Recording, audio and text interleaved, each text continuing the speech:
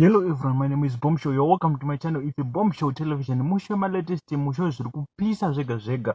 Kana uri munyowa, don't forget to subscribe to our channel. It's a Bombshow television. Nhasi ndauya ne good news. Kana une business raunoita, imborisa mu comment section unoona kuwana nonechi ne customer kana munhu anozvida.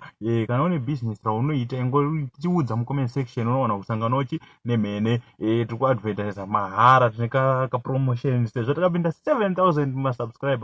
Guys, ndokubigai makapenga. Ndimi munoita tirambe tichiendera kumberi tichaga ma latest. So ndisinganyanyi kupedza nguva. Kana uri munyowa ndinokuchingamidza nemufaro. Don't forget to subscribe to our channel. Ndisinganyanyi kupedza nguva. Let's get into today's story, and don't forget to advertise your business with us. Number munozowana pa description ye channel kana kuti ndichadzisa mu comment section.